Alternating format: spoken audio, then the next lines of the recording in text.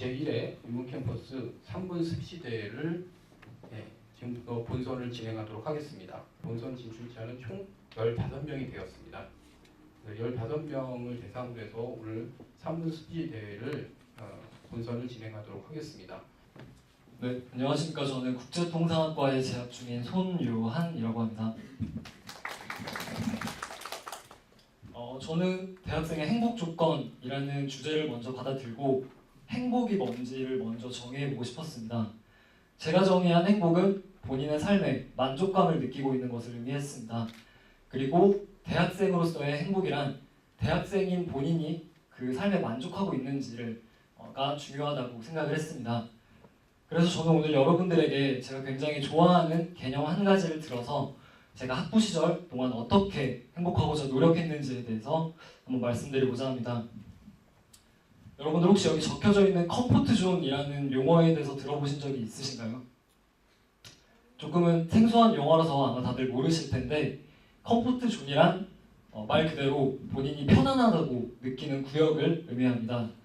그런데 저는 이걸 책에서 읽었었는데 이 책의 저자가 말하기를 한 개인이 또 발전하고 성공하고 또 삶의 만족감을 느끼기 위해서는 이 컴포트 존 바깥으로 벗어나는, 다시 말해서 본인이 조금 편안하지 않은 구역으로 적극적으로 도전하고 시도해야 된다고 말을 했습니다. 그래서 저는 학부 시절 이 컴포트 존 바깥으로 벗어나기 위한 시도들을 거듭했었습니다. 사실 저는 굉장히 발표 울렁증이 심했던 사람이었습니다. 그래서 물론 지금도 떨리지만 1년 전만 하더라도 제가 이 자리에 이렇게 서서 발표를 한다는 건 좀 생각도 하기 어려울 정도였습니다. 하지만 저는 이거를 극복하고 싶어서 발표 동아리에 들어가서 매주 발표를 거듭하고 또 서울역, 뚝섬역 등 사람들이 많은 곳에서 게릴라 스피치를 하면서 저 스스로 이 부분을 좀 극복하고자 노력을 했고 이제는 발표가 또 하나의 저의 컴포트 존이 되었습니다. 또 저는 외국인 울렁증이 굉장히 심해서 외국인이 저한테 말만 걸어도 좀 어버버하고 그랬었는데 저는 이거를 극복하고 싶어서 제가 선택한 방법은 여행이었습니다.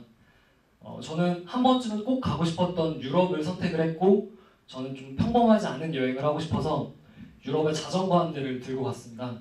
그래서 총 9개의 나라를 3,000km 이상 자전거로 여행하고 돌아오면서 제가 저 스스로 이제 만족감도 느끼지만 또 길 위에서 만났던 그 수많은 외국인들과 대화하고 그들과 문화를 교류하고 또 그들과 식사하고 심지어 잠도 같이 자면서 저 스스로 그런 부분들에 있어서 울렁증이 많이 해결됐다고 느꼈습니다. 사실은 제가 울렁증이라는 표현을 썼지만 많은 사람들이 그러한 울렁증 같은 표현 뒤에 숨어서 본인의 컴포트 존 안에만 머물고 싶어 하는 것 같습니다. 그래서 저는 여러분들에게 이렇게 말씀드리고 싶습니다. 대학생이라는 그 상황에서 무엇이든 할 수 있는 나이와 또 무엇이든 할 수 있는 열정을 가지고 깨지더라도 실패하더라도 본인의 컴포트 존 바깥으로 적극적으로 도전하시고 시도하셔서 성취하셨으면 좋겠습니다. 그리고 그걸 통해서 본인의 삶에 그리고 대학생의 행복을 느끼셨으면 좋겠습니다. 짧은 발표 마치도록 하겠습니다. 감사합니다. 안녕하십니까. 발표를 시작하기에 앞서서 먼저 청중들께 그리고 심사위원들께 제가 양해 말씀 구하겠습니다. 제가 의학적인 몸 불편함이 있어가지고 오른쪽 발에 긴장을 하면 좀 많이 떨리는 경우가 있어서 제가 오늘 좀 왼발로 지탱하고 발표를 진행할 텐데 혹시 불편하거나 아니면은 이없어 보인다면은 여러분께서 이제 양해해 주시면 감사하겠습니다. 네, 그러면은 제가 인사와 함께 발표 시작하도록 하겠습니다. 안녕하십니까. 지식을 겸한 지혜로운 인재를 가지고 발표를 진행하게 된 경영학과 박영환입니다. 2016년 1월 20일 스위스 다보스에서 세계 경제 포럼의 주제는 4차 산업혁명이었습니다. 이 4차 산업혁명은 급격한 소프트웨어, 즉 인공지능, 빅데이터, 그리고 3D 프린팅 같은 급격한 소프트웨어와 디지털을 기반으로 한 데이터로 된 기술 변환으로 인한 혁명을 말하고 있습니다. 다보스 포럼에서 특정한 산업을 주제로 내세운 건 꽤나 이례적인 일입니다. 그 이유는 다보스 포럼이 4차 산업혁명이 가져올 경제 그리고 산업의 혁명적인 변화가 인류 사회의 삶과 그리고 미래를 뒤바꿔 놓을 만한 근본적인 힘을 근본적으로 뒤바꿔 놓을 만한 파괴력을 가지고 있다고 판단했기 때문입니다. 다보스 포럼의 미래 고용 보고서에 따르면 4차 산업혁명에 요구되는 능력들은 바로 복잡한 문제를 해결하는 능력, 비판적인 사고, 창의력, 그리고 사람 관리, 협업 능력 등으로 꼽았습니다. 이러한 능력들은 다 다르게 보일 수 있지만 사실 한 가지 공통된 분모를 가지고 있습니다. 그것은 바로 여러 사람들이 모였을 때 그 효과들이 증폭된다는 점입니다. 이처럼 4차 산업혁명에 필요한 인재는 우리 안에 있는 내재되어 있는 능력들로 만들어질 수 있다는 것입니다. 하지만 먼저 4차 산업혁명의 인재는 우리가 생각하고 있는 인재와는 전혀 다른 것임을 인지해야 합니다. 현 사회는 소수의 엘리트들을 무수한 경쟁을 통하여 산출해내고 그들에게 모든 자원을 주어서 다수를 이끌어가도록 하는 시스템을 지향하고 있습니다. 하지만 4차 산업혁명 시대에는 컴퓨터 기계의 역량이 사람의 역량을 거의 모든 면에서 우월하게 뛰어넘습니다. 그렇기 때문에 4차 산업혁명에 필요한 인재는 소수의 경쟁하는 인재가 아닌 다수의 사람과 함께 협동할 수 있는 협동을 할 수 있는 다수의 인재들이 필요한 것입니다. 인간은 인공지능의 지식을 뛰어넘을 수 없습니다. 하지만 인공지능에게는 지식은 있지만 지혜는 없습니다. 여기서 지혜란 모든 지식을 통월하고 그 지식을 살아있는 것으로 만들며 그 지식이 구애받지 않고 뛰어난 의미로서의 감각이라고 사전에서 정의되어 있습니다. 즉 다른 말로 지혜란 특정한 지식을 고정 내용으로 전달하거나 또는 제한할 수 없다는 것입니다. 이와 같이 우리들이 가진 지혜는 우리가 가진 지혜 중에서 특히 주목해야 할 점은 바로 공감 능력입니다. 공감 능력은 사람들로 하여금 상호작용을 유발하고 각 개개인의 한계를 뛰어넘어서 최고의 영향을 뽐낼 수 있도록 도와주며 사람들의 자발적인 협동을 유발하도록 합니다. 한 가지 예를 들어서 특히 이 협동심이 가장 왜 핵심적인 요소인지 보여드리도록 하겠습니다. MIT 한 연구에 따르면은 수백 명의 지원자들을 그룹으로 나눠서 어려운 문제를 해결하도록 했습니다. 근데 이 어려운 문제를 가장 독보적으로 잘 해결한 그룹이 있었는데 그 그룹은 IQ가 가장 높은 사람이 한두 명 있는 그룹도 아니었고 또는 IQ 합산이 가장 높은 그룹도 아니었습니다. 다만 오히려 사회적 유대감이 가장 높은 그룹이었는데 그 그룹에는 세 가지 특징이 있었다고 합니다. 첫째는 바로 모든 구성원들의 공감 능력이 매우 높았고 두 번째는 모두의 듣고 또는 주도하거나 하지 않고 모두에게 비슷한 기회가 주어졌다는 것이며 이 세 번째는 여성들이 많았다고 합니다. 지금 여기도 여성들이 굉장히 많이 계신데 남성분들 아직 주저하지 마십시오. 그 이유는 여성들이 남성보다 일을 더 잘해서가 아니라 또는 똑똑해서가 아니라 여성들이 남성들보다 사람의 눈을 보고 마음을 읽는 능력, 즉 공감 능력이 더 우월했기 때문에 라고 알려졌습니다. 이처럼 4차 산업혁명에는 우리는 여러 복잡하고 어려운 문제를 직면하게 될 터인데 그때 우리가 필요한 인재는 굉장히 지혜로우며 뛰어난 공감 능력을 가지고 있고 사회적 유대감이 높은 인재들로 양성이 되어야 합니다. 벽돌 하나가 중요한 것이 아니라 벽돌이 있는 회반죽이 중요하듯 4차 산업혁명의 인재는 소수의 경쟁하는 인재가 아닌 우리 모두 다수가 서로 공감을 하고 그리고 협동하면서 지식을 겸한 지혜를 가진 인재가 4차 산업혁명에 필요한 인재들인 것 같습니다. 감사합니다. 이불밖은 위험해. 여러분은 이 말을 들어보신 적이 있으십니까? 네. 요즘 정말 많은 사람들에게 공감을 받고 있는 말입니다. 저 또한 지난 주말 이틀 내내 이불 밖을 벗어나지 못했습니다. 안녕하십니까? 이불에 의한, 이불을 위한 삶을 살고 있는 중어중문학과 박규태라고 합니다. 폭신한 이불 속에서 적당히 어두운 조명에 핸드폰만 하나 쥐어주고 입이 심심하지 않게 옆에 적당히 까먹을 귤 정도가 있으면 딱 좋겠군요. 어떠세요? 생각만 해도 행복하지 않으십니까? 자, 그러면 우리는 왜 이불 속에 행복감을 느끼고 이불 밖의 사회를 위험하다라고 느끼게 되었을까요? 우리나라의 대학생들은 25살, 3학년 이상으로 올라가게 되면 가족, 친척, 그리고 주변 친구, 지인들에게 꼭 듣는 말이 있습니다. 너 취업은 언제 할 거야? 취업 준비는 잘 돼가고 있어? 스펙은 어떻게 돼? 학점 관리는 잘했니?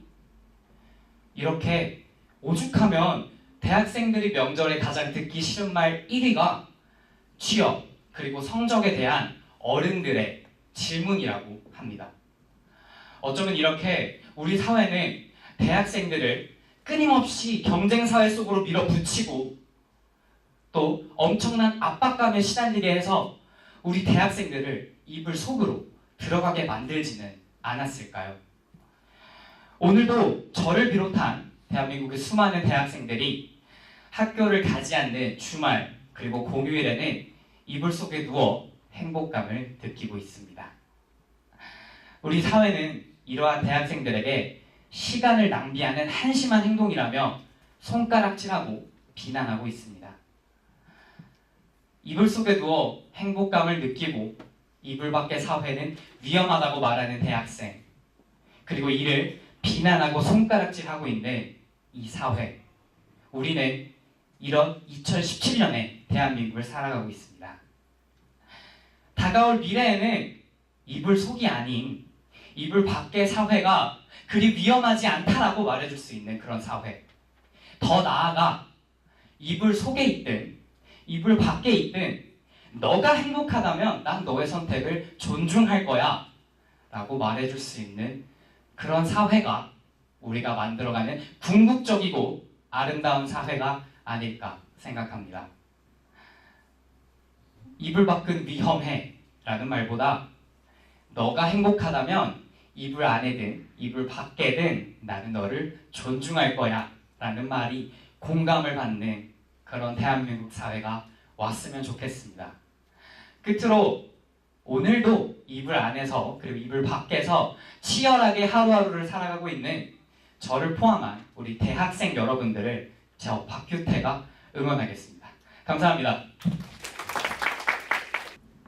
안녕하세요. 대한민국의 오늘 아포리아 시대라는 주제로 발표를 진행할 경영학과 1학번 이은송입니다. 오늘날 대한민국 청년들, 대학 졸업 후 고용절벽에 직면해 취업원서에 눈물 마를 날이 없다고 합니다. 취업 경쟁으로 길을 잃은 청년들, 극심한 실업 문제, 어느새 우리는 갈 길을 잃었습니다. 저는 이러한 대한민국의 현실, 아포리아라고 부르겠습니다. 아포리아는 그리스 용어로 길이 막힌 상황을 뜻하는데요. 희망찬 내일을 향해 나아가는 청년들이 현실의 장벽 앞에 좌절하고 있습니다. 최근 이러한 씁쓸한 세태를 반영한 신조어들도 등장하고 있습니다. 계속 인턴만 하다 보니 인턴만 하기 위해 태어난 사람이라는 뜻을 가진 호모 인턴스, 그리고 또 여러 가지 용어들이 등장하고 있는데요. 오스트랄로스페쿠스, 그리고 돌멩이 인턴, 부장 인턴 등 우리가 웃지 못할 여러 신조어들이 등장하고 있습니다. 이는 청년 실업이 얼마나 심각한지를, 그리고 청년들의 상실감이 얼마나 큰지를 대변하는 용어들이라고 생각합니다. 저와 같이 졸업을 앞둔 청년들은 이러한 용어들을 접하면서 사실상 취업 전부터 상실감을 미리 경험하기도 합니다. 실제 현실을 현실적으로 잘 압축한 단어임을 모르지 않기 때문입니다. 그래서 저는 이러한 청년 실업 문제의 근본적인 해결 방안을 크게 두 가지로 접근해 보았습니다. 바로 노동시장의 개혁과 대기업 위주의 수직적 산업 구조의 조정입니다. 우리는 왜 청년들이 대기업과 공기업에만 선호도를 갖고 있는지 생각해 볼 필요가 있습니다. 저는 이 자리에서 기업과 정부의 역할만을 논하고 싶지 않습니다. 많은 노동자들이 노동조직의 조직화를 통한 산별협상력을 높여야 한다고 생각했습니다. 산별협상력이 기업 하나하나의 형편과 상관없이 노동조직의 조직화를 결정지을 수 있어야 하고 또 노동임금을 결정지을 수 있어야 합니다.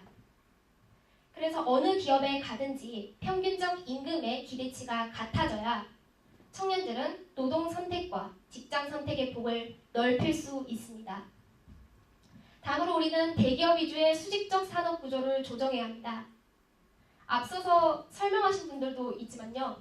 최근 청년 실업 정말 문제가 되고 있습니다. 그러나 지역의 중소기업들은 청년 취업자를 구하지 못해 여전히 극심한 취업난에 시달리고 있다고 합니다. 그래서 저는 이러한 문제를 개선하기 위해서는 정부 차원의 제도적인 법률이 마련되어야 한다고 생각했습니다. 그리고 더 나아가 사회적 합의에 의한 일자리 개선과 양극화 해소가 이루어져야 합니다. 10년 수목, 100년 수인이란 말이 있습니다. 10년을 내다봐 우리는 나무를 심어야 하고 100년을 내다보아 우리는 사람을 심어야 합니다. 취업시장에 있어서도 마찬가지입니다. 우리는 장기적인 안목을 가지고 인재를 육성해 나가야 합니다. 제가 앞서서 설명한 대기업 위주의 수직적 산업 구조를 조정하게 된다면 중소기업의 문제점도 해결할 수 있을 뿐더러 우리는 좀 더 기업가 정신을 가진 많은 사업가들을 양성해낼 수 있고 이는 곧 많은 일자리 창출로까지 이어질 수 있을 것이라고 생각하였습니다. 이제는 근본적인 대책 마련을 통해서 아포리아의 상태에서 벗어나 청년들에게 기회의 장을 제공해야 합니다. 대한민국의 빛나는 내일, 기회의 시대를 꿈꾸며 이상 발표 마무리하겠습니다. 감사합니다. 저는 4차 산업혁명 시대에 필요한 인재상이라는 주제로 스피치를 하게 된 김정은이라고 합니다. 네, 그럼 시작하겠습니다. 4차 산업혁명을 단적으로 보여주는 말이 BUCA, 뷰카라고 합니다. Volatility, 자꾸 변하고, Uncertainty, 확실하지 않고, Complexity, 복잡하고, Ambiguity, 모호하기까지 하다는 거죠.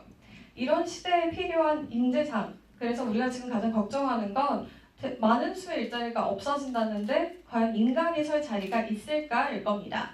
이런 시대에 필요한 인재상이라는 건 결국 기계가 사회 곳곳에 침투하는 사회에서도 직장을 구하고 일을 하며 잘 살아남는 사람은 어떤 사람이냐는 거겠죠. 이 주제에 대해서 저는 인문 캠퍼스에서 디지털 미디어와 미술사학을 전공하는 학생으로서 고민해 보려고 합니다. 디지털 미디어학과에서는 기본적으로 신문에 대해서 배우게 됩니다. 이 스마트폰 하나로도 내가 원하는 정보를 원하는 때 받아볼 수 있는데 이 거추장스러운 종이신문이 굳이 왜 필요한가요? 그 이유 중에 하나는 수많은 정보 속에서 선택의 주도권이 나에게 있다는 점입니다. 그 결과로 오히려 정보의 빈곤이 심해지고 정보의 편식이 심해지기도 합니다.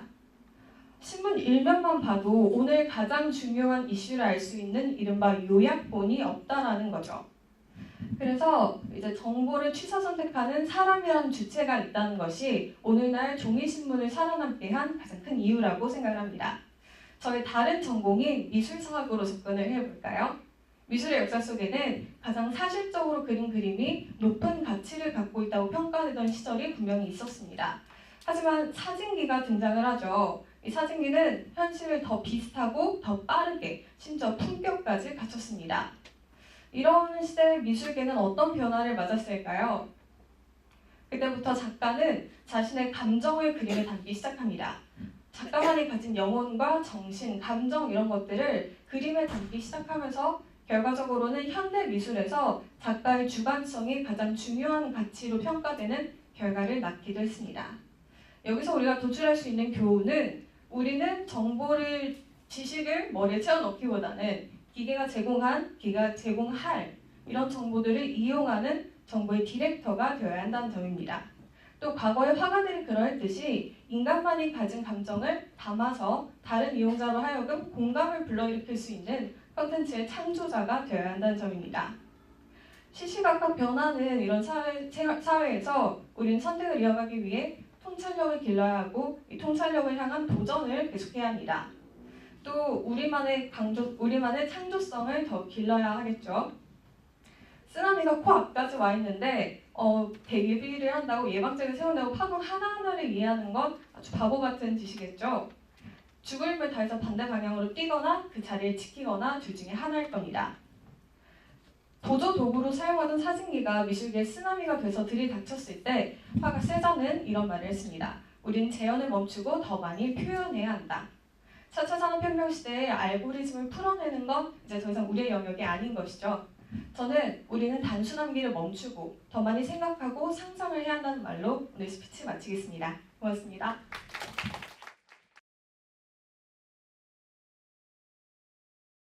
네, 그럼 지금부터 제1회 3분 스피치 대회 시상식을 시작하도록 하겠습니다.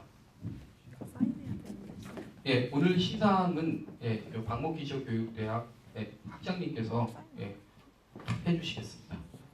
네, 상장 우수상 인문대학 중어중문학과 박규태. 이 사람은 박목기초교육대학이 주관하는 제1차 3분 스피치 대회에서 우수한 성적으로 입상하였기에 상장과 부상을 수여함.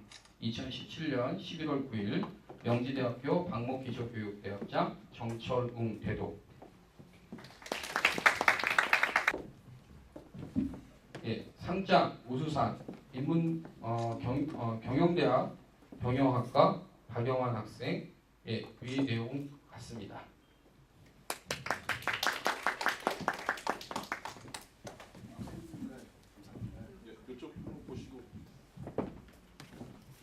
예, 상장 우수상 국제통상학과 손요한 아래 내용은 같습니다.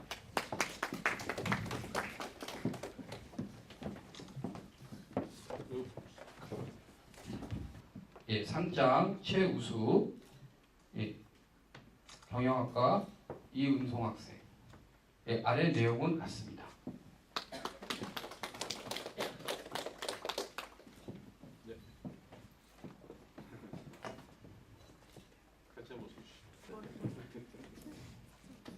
예, 상장 대상 디지털 미디어학과 김정은. 위 사람은 박목기초교육대학이 주관하는 제1차 3분 스피치 대회에서 우수한 성적으로 입상하였기에 상장과 부상을 수여함. 2017년 11월 9일 명지대학교 박목기초교육대학장 정철웅 대도. 예, 대상은 상금으로 60만 원이 지급됩니다. 예, 축하합니다.